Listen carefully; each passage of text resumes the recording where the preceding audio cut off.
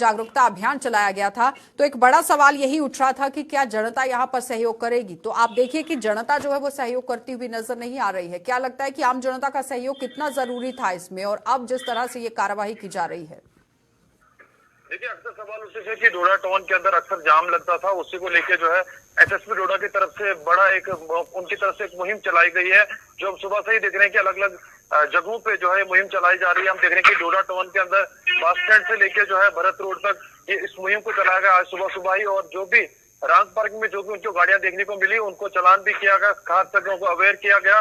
और जो भी लोग वहां पे नहीं पाए गए, यानी कि गाड़ी वहां पे लगा के वो कहीं और चले गए थे, उन पे जो है स्टिकर चालान किया गया। और साथ ही साथ उनको ये भी बताया गया अनाउंसमेंट के जरिए कि जो भी इस तरह की गाड़ी यहाँ पे लगाएगा या बाइक यहाँ पे लगाएगा उस पे कानूनी कार्रवाई की जाएगी। और लोगों की तरफ से यही सवाल भी रखा गया है कि बाकी जो हमारे एरिया है, जैसे भरत रोड से आगे जो इलाका आता है, नगरी का इलाका आता है, या बाकी सारे जो एरिया है, वहां पे भी इस तरह की मुहिम चलानी चाहिए उनको, जहां पे लोगों को काफी दिक्कतों का सामना करना पड़ रहा है। अब देखना ही होगा कि आने वाले टाइम में क्या पुलिस उन जगहों पे भी पहुंचती है, उन लोगों पे भी कार्रवाई करती है, इसी तरह से जिस तरह से आज डोडा टाउन के अंदर अलग अलग जगहों पे की गई। जी बहुत बहुत धन्यवाद जुड़ने के लिए। लेकिन सबसे बड़ी बात यहाँ पर यह है कि हर एक अभियान में आम जनता का सहयोग होना बहुत जरूरी है, जो जिला डोडा के अंदर नहीं दिख रहा था। तो आम जनता को भी गौर फरमाने की जरूरत है कि अगर ट्रैफिक पुलिस की तरफ से कोई जागरूकता यहाँ पर डाली जा रही है तो आम लोगों की जिंदगी के साथ खिलवाड़ ना हो, उसे मद्देनजर रखते हुए की गई है। तो जाहिर तौर पर इस पर काम करने की जरूरत है। आगे बढ़ जाएंगे, अब आपको सांबा लिए चलते हैं, और सांबा में भी एक निजी औद्योगिक इकाई यहाँ पर सुर्खियां बटोर रही है। आरोप यह है कि इकाई प्रबंधन द्वारा अपने कर्मचारियों और यहां तक कि उच्च पदों पर तैनात अधिकारियों पर भी जबरदस्ती इस्तीफे देने का दबाव बनाया जा रहा है। और इसी के विरोध में आज सांबा में इस इकाई के कई मुलाजिमों ने प्रदर्शन कर प्रशासन से इसका संज्ञान लेने की मांग कर दी। उन्होंने आरोप लगाया है कि प्रबंधन श्रम कानूनों का उल्लंघन कर रहा है और जिसके खिलाफ कार्रवाई होनी चाहिए। तो साफ तौर पर आप देखिए, जो लोग यहाँ पर काम कर रहे हैं उनसे इस्तीफे मांगे जा रहे हैं, जबरदस्ती इस्तीफे लेने की खबर सामने आ रही है। तो लेबर डिपार्टमेंट से भी ये लोग यहाँ आप देखिए गुहार लगा रहे हैं कि एक्शन ऐसी औद्योगिक इकाइयों पर करनी चाहिए, क्योंकि जबरदस्ती इस्तीफे देने का दबाव जो है वो बनाया गया है। औद्योगिक इकाई के खिलाफ सड़कों पर अब मुलाजिम उतर आए हैं और मुकम्मल तरीके से ऐसे लोगों पर कार्रवाई करना बहुत जरूरी है, क्योंकि एक तरफ जम्मू कश्मीर के अंदर आप देखिए रोजगार को मद्देनजर रखते हुए किस तरह से त्राहिमाम मचा हुआ है, और दूसरी तरफ जिन औद्योगिक इकाइयों के अंदर लोग अपना रोजगार कमा रहे हैं उनसे दबाव बनाया जा रहा है इस्तीफे को मद्देनजर रखते हुए। तो आखिर ये किस तरह से पूरा काम वहां पर चल रहा है जिला सांबा के अंदर, एक बड़ी बात है। लेकिन अब सवाल यहाँ पर यह है कि क्या प्रशासन की तरफ से इसमें कोई हस्तक्षेप किया जाएगा या नहीं, और अगर कोई कार्यवाही की जाती है तो वो कार्यवाही किस तरह से की जाएगी, क्योंकि औद्योगिक इकाइयां हैं जहां पर आप देखिए लाखों की तादाद में लोग काम कर रहे हैं। युवा यहाँ पर रोजगार को मद्देनजर रखते हुए पहुंचते हैं, लेकिन अगर इसी तरह से दबाव बनाकर औद्योगिक इकाइयां इस्तीफे मांगेगी तो जाहिर तौर पर एक बड़ा सवाल जरूर खड़ा होता है।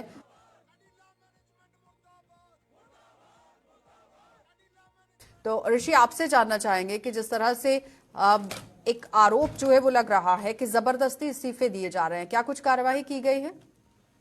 देखिए, अच्छा आपको बताते चले कि यहाँ एक निजी कंपनी है, एक बड़ी मल्टीनेशनल कंपनी है, फार्मा कंपनी। उस कंपनी की मैनेजमेंट की तरफ से लगातार जो यहाँ के एम्प्लॉयज है उनको निकाला जा रहा है, जिसमें अगर बात करें तो कुछ लेबर भी निकालेगी, जिसका आंकड़ा लगभग 100 के आसपास का बताया गया है। और उसी के साथ साथ जो बड़ी पोजीशन पर काम करने वाले एम्प्लॉयज है उनको भी लगातार निकाला जा रहा है, फिर वो चाहे लोकल होंगे और फिर वो चाहे जो देश के अन्य से आकर कर रहे हैं वो लोगों को लगातार निकाला जाता है। उनको ये कहा जाता है कि आप रेजिग्नेशन दीजिए। हालांकि इसके पीछे के कारण नहीं बताए जाते हैं, और जब कारण इनको पूछा जाता है तो वो ये कहते हैं कि आपके रिज्यूम पर हम इस तरह से कुछ ऐड ऑन कर देंगे कि आपका फ्यूचर स्पॉइल हो जाएगा। इस तरह की धमकियां जो वो दी जा रही है, जो हमें पुरजोर तरीके से यहाँ के एम्प्लॉयज से पता चल रहा है, जिनको निकाला जा रहा है। हालांकि 15 से 20 दिन पहले भी हमने यहाँ से एक अपडेट लिया था, तब ये शुरुआत हुई थी यहाँ से एम्प्लॉयज को निकालने की, लेकिन धीरे धीरे ये आंकड़ा लगातार बढ़ रहा है और ये ग्राफ जिस तरह से आगे बढ़ता जा रहा है। तो यहाँ की अब तमाम एम्प्लॉयज जिनको निकाला जा रहा है, जिनको फायर किया जा रहा है, अब वो इकट्ठा होकर अब मीडिया के सामने आए हैं कि हमारी बात को सुना जाए। और यहाँ आज उन्होंने सुबह तड़के सवेरे जो है ये प्रदर्शन किया है कंपनी। क्या प्रशासन की तरफ से इसमें कोई हस्तक्षेप किया गया है, क्योंकि जम्मू कश्मीर में आप देखिए बेरोजगारी दर इस वक्त कहां तक पहुंच चुकी है और काफी तरीके से युवा लोग यहां पर त्राहिमाम कर रहे हैं रोजगार को लेकर, लेकिन जो औद्योगिक इकाइयों के अंदर लोग काम कर रहे हैं उनसे जबरदस्ती इस तरह से इस्तीफे लेना कितना जायज है? क्या प्रशासन की तरफ से कोई हस्तक्षेप इसमें किया गया है? देखिए, मैं बिल्कुल आपको वही बता रहा हूँ कि जिस तरह से जम्मू कश्मीर प्रशासन ने ये कहा था कि धारा 370 जब टूटेगी तो यहाँ पर इंडस्ट्रियल सेक्टर को एक बूम मिलेगा, लेकिन अब वो बूम कितनी देर तक मिलेगा इसको लेकर अभी कुछ नहीं कहा जा सकता। लेकिन जो 20-20 साल से इंडस्ट्रीज में काम कर रहे हैं मुलाजिम, उनको निकाला जा रहा है। एक तरफ बेरोजगारी का स्तर लगातार बढ़ रहा है, दूसरी तरफ प्रशासन ये दावा कर रहा है कि हम बेरोजगारी को खत्म करेंगे, इंडस्ट्रियल सेक्टर को यहाँ पर और बढ़ावा देंगे। लेकिन जो इंडस्ट्रियल सेक्टर में लोग काम कर रहे हैं उनके रोजगार छीने जा रहे हैं, यानी जो स्टेबल है एम्प्लॉयज उनकी जिंदगी के साथ खिलवाड़ किया जा रहा है, ये आरोप लगाए जा रहे हैं। और इंडस्ट्रियल पॉलिसी को लेकर बात करो तो ये बताया जा रहा है कि कोई सब्सिडी को लेकर यहाँ पर कोई ऐसा शायद सुनने में आ रहा है कि ये इंडस्ट्रियल यूनिट जो है वो बंद हो रहे हैं और एक नए जो यूनिट है वो लगाए जाएंगे 2025 के आसपास का, जो हमें अपडेट मिल पा रहा है। हालांकि इंडस्ट्रियल पॉलिसी को लेकर प्रशासन को इसमें बड़े स्तर पर इंटरवेन करना होगा, जो एम्प्लॉयज यहाँ से निकाले जा रहे हैं उनके बारे में सोचना होगा, क्योंकि इससे पहले भी बताया गया कि लेबर कमिश्नर के ऑफिस तक ये तमाम एम्प्लॉयज पहुंचे थे और उन्होंने ये कहा था कि इस मसले के ऊपर संज्ञान लिया जाए, क्योंकि लोकल्स जिस तरह से निकाले जा रहे हैं, लोकल्स की रेशियो यहाँ पर बढ़नी चाहिए थी इंडस्ट्रियल सेक्टर में, लेकिन जिनको लगाया गया उनको निकाला जा रहा है। इसी तरह से जो बाहरी राज्यों के एम्प्लॉयज यहाँ पर काम कर रहे हैं, जो अपनी फैमिलीज के साथ यहाँ पर जो वो सेटल हुए हैं, उनको देखकर भी काफी परेशानी का सबब बना है कि हम वो बड़े बड़े ऑफर छोड़कर आए। इन कंपनियों ने कहा कि हम इस तरह से करेंगे, लेकिन जब यहाँ पर लाया जाता है तो उसके बारे में सोचा नहीं जाता। तो एक अभी एक शुरुआत हुई है, अब ये मसला कहां तक पहुंचता है, क्योंकि एलजी प्रशासन को उसमें बड़े स्तर पर इंटरवेन करना होगा, इस मसले की गंभीरता को समझना होगा, और बहुत गंभीरता से इसे लेने की जरूरत है ऋषि, क्योंकि एक तरफ रोजगार नहीं है, दूसरी तरफ जिन लोगों के पास है वो भी छिनता जा रहा है। बहुत बहुत धन्यवाद ऋषि जुड़ने के लिए। तो फिलहाल आपने देखा कि औद्योगिक इकाइयों के अंदर जिस तरह से यहाँ पर आप देखिए सूरत हाल बन रहे हैं, इस पर एलजी प्रशासन को गौर फरमाने की जरूरत है कि एक तरफ लोगों को नौकरियां नहीं मिल पा रही हैं और दूसरी तरफ जो छोटी छोटी औद्योगिक इकाइयां हैं वहां पर जो लोग काम कर रहे हैं वहां से भी निकाले जा रहे हैं। तो जाहिर तौर पर इन लोगों के बारे में सोचने की जरूरत है कि आखिर हालात जम्मू कश्मीर के अंदर किस ओर बढ़ रहे हैं, ये बड़ा सवाल अब बनता जा रहा है। आगे बढ़ जाएंगे। अब आपको पीएम किसान निधि के तहत अभी भी कई किसानों को यहां 2 किस्तें नहीं मिल पाई हैं, इस तरह से खबर सामने आई और किसानों के मुताबिक उनके बैंक खातों में 10 महीने की किस्तें आ गई हैं, लेकिन बकाया राशि की अदायगी अभी तक नहीं हो पाई है। उन्होंने बताया कि तमाम औपचारिकताएं पूरी होने के बावजूद भी वो बकाया राशि के लिए तरस रहे हैं और कई किसान ऐसे भी हैं जिन्हें सभी किस्तें यहां पर मिल गई हैं।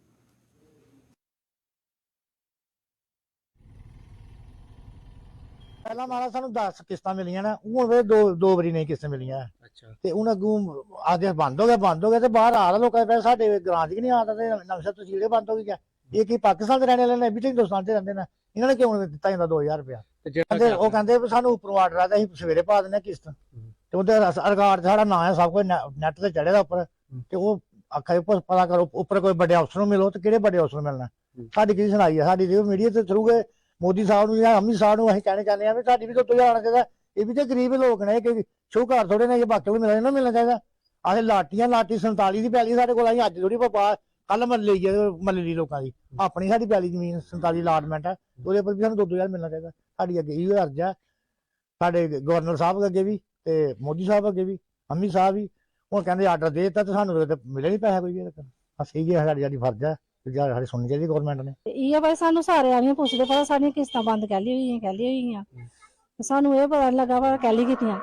ਇਹ ਇੱਧਰ ਦੇ ਰਹਿਣੇ ਵਾਲੇ ਨਾ, ਕੋਈ ਪਾਕਿਸਤਾਨ ਦੇ ਹੈ ਨਹੀਂ ਹਨ ਭਾਈ। ਹੁਣ ਇਹ ਸਾਨੂੰ ਬਾਰ-ਬਾਰ ਪੁੱਛਦੇ ਨੇ, ਹੋਣਾ ਚਾਹੀਦਾ ਪਰ ਕਿਸਾਨਾਂ ਦੀ ਕਿਸ਼ਤ ਪਾਣੀ ਵੀ ਚਾਹੀਦੀ ਜਲਦੀ ਸੇ। ਪਹਿਲੇ ਟਾਈਮ ਤੋਂ ਟਾਈਮ ਆ ਗਿਆ ਤੇ ਹੁਣ 2 ਕਿਸ਼ਤਾਂ ਡਿਊ ਹੋ ਹੀ ਗਈਆਂ, ਤੇ ਹੁਣ ਸਾਨੂੰ ਬਾਰ-ਬਾਰ ਪੁੱਛਦੇ ਕੋਈ ਕਿਸ਼ਤਾਂ ਇਹ ਕਹਿ ਵਾਸਤੇ ਰੋਕੀਆਂ ਨਹੀਂ ਨੇ। ਕਾਰਵਾਈ ਵੀ ਹੋਣੀ ਚਾਹੀਦੀ ਪਰ ਕਿਹੜੀ ਗੱਲ ਰੋਕੀਆਂ? ਗਵਰਨਮੈਂਟ ਪਤਾ ਨਹੀਂ ਹੁਣ ਇਹਨਾਂ ਕੀ ਕਾਨੂੰਨ ਪਾਇਆ ਜਿਹੜੇ ਬੰਦ ਕਰ ਖੜੀ ਹੈ। ਗਵਰਨਰ ਨੇ ਮਤਲਬ ਗਵਰਨਰ ਦੀ ਤਰਫੋਂ ਬੰਦ ਆ ਕਿ ਜਾਂ ਕੀ ਬੰਦ ਆ, ਤੇ ਅਸੀਂ ਇਹੋ ਆਖਣਾ ਕਿ ਗਵਰਨਰ ਸਾਹਿਬ ਜਿਹੜਾ ਹੈ ਉਹ ਕਿਸ਼ਤਾਂ ਪਾਣੀਆਂ ਚਾਹੀਦੀਆਂ ਨੇ। ਗਰੀਬ ਲੋਕ ਨੇ, किसान लोग बेचारे क्यों राई बाई नहीं कर सकते। तो महाशिवरात्रि और उसके बाद सोमवार को आई अमावस्या के बाद छोटा काशी माने जाने वाली सांबा की प्राचीन धार्मिक स्थल परमंडल में साफ सफाई की व्यवस्था को मद्देनजर रखते हुए प्रशासन कोई ध्यान नहीं दे रहा है। मौजूदा समय में परमंडल में चारों ओर गंदगी के ढेर लगे हुए हैं और वहां से उठने वाली दुर्गंध भी स्थानीय लोगों और दुकानदारों के लिए परेशानी का सबब बन गई है। तो लोगों के मुताबिक प्रशासन ने पिछले महीने दोनों ही धार्मिक आयोजनों के लिए यहां पुख्ता बंदोबस्त किए थे, लेकिन उसके बाद इस पूरे इलाके की सफाई के लिए कोई कदम नहीं उठाया गया है, जिससे उनके लिए यहां सांस लेना भी मुहाल हो गया है। देखिए, जो 21 को सोमवती अमावस्या हुई है और उससे पहले महाशिवरात्रि का जो मेला हुआ है, उसमें तो मेला अवसर जो लगाए गए थे, हमारी बड़ी ब्राह्मणा से तहसीलदार मैडम जी थी और जहाँ से प्रमंडल से बीडीओ, तो वो तो उसका प्रबंध तो ठीक हो गया है, लेकिन मेला होने के बाद जो है, जो देविका की स्वच्छता पर ध्यान नहीं दिया जा रहा है। जितने भी लोग आए हैं, वो जो सामान जो है वो हमारी देविका गुप्त गंगा के दोनों ओर पड़ा हुआ है और जो देविका का जो जल है वो दूषित हो गया है और जो साइड में इतनी दुर्गंध आ रही है कि वो जो जहाँ के स्थानीय लोग जो जहाँ पर रहने वाले हैं उनको बीमार कर रही है। इसलिए मैं प्रशासन से ये कहना चाहता हूँ कि कम से कम जो उन्होंने प्रबंध किया है तो उसकी स्वच्छता के बारे में भी ध्यान रखना चाहिए। तो अब 15-20 दिन के बाद एक और बड़ा मेला आने वाला है, उसमें छड़ी यात्रा भी होगी। इसलिए मैं प्रशासन से ये अपील करना चाहता हूँ कि वो तुरंत इसकी ओर ध्यान दे।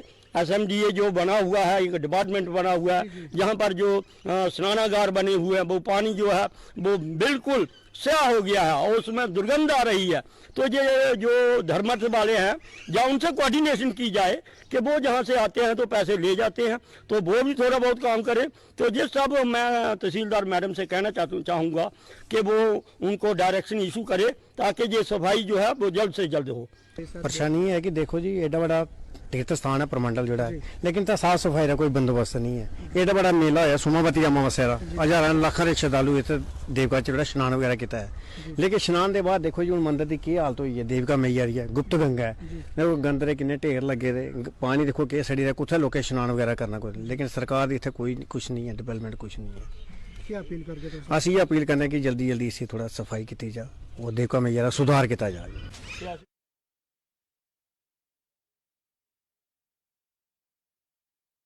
तो जम्मू के बिश्नाह कस्बे में ऑटो स्टैंड न होने से ऑटो चालकों को दर दर यहां भटकना पड़ रहा है। म्युनिसिपल कमेटी द्वारा ऑटो चालकों से यहां अड्डा पर्ची लेने के बावजूद बिश्नाह में ऑटो स्टैंड के लिए कोई जगह निर्धारित नहीं हो पाई है। तो ऑटो चालकों के मुताबिक लोगों द्वारा जगह जगह पर अपनी गाड़ियां पार्क किए जाने की वजह से उन्हें ऑटो पार्क करने के लिए कहीं पर भी जगह नहीं मिलती है और म्युनिसिपल कमेटी भी उनकी कोई यहां पर परेशानी का हल नहीं कर पाई है।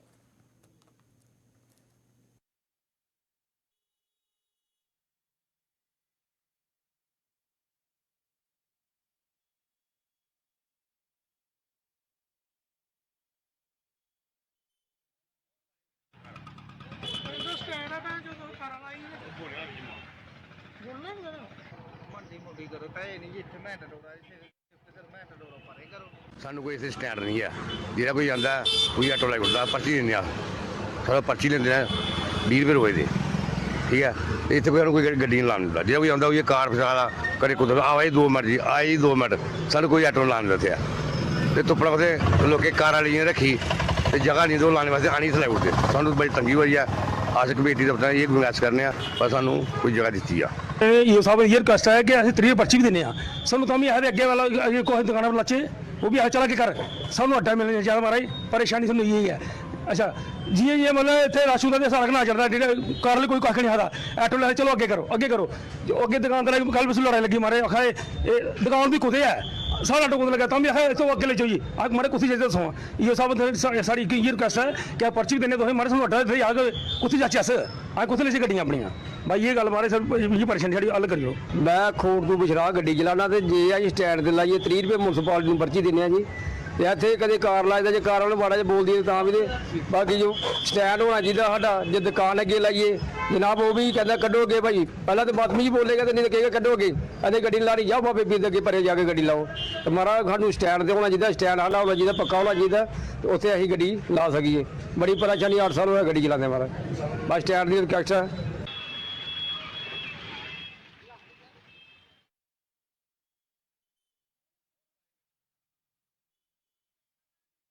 जम्मू कश्मीर बीजेपी युवा मोर्चा की ओर से जम्मू के जिला कार्यालय में यहां प्रभारी चेतन बांचू की देखरेख में पार्टी कार्यकर्ताओं की एक बैठक आयोजित की गई और इस मौके पर प्रभारी चेतन बांचू ने बताया कि बैठक का मुख्य उद्देश्य आगामी 2024 के चुनावों के संबंध में पार्टी की तैयारियों से संबंधित था और उसी के मद्देनजर यहां पर कार्यकर्ताओं के साथ विचार विमर्श कर आगे की रणनीति बनाई गई।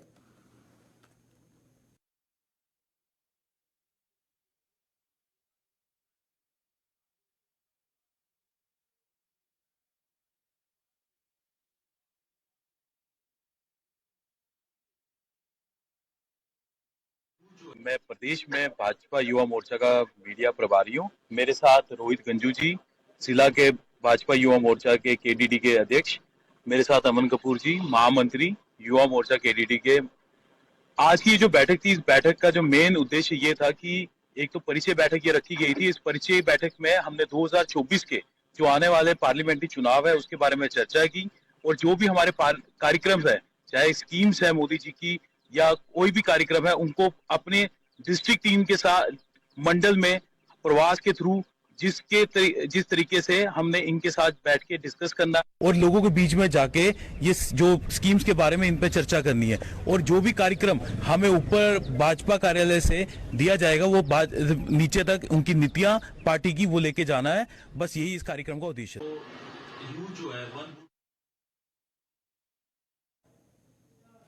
चलिए, बुलेटिन में फिलहाल इतना ही। देश और दुनिया की खबरों के लिए आप बने रहिए गुलिस्तान न्यूज के साथ।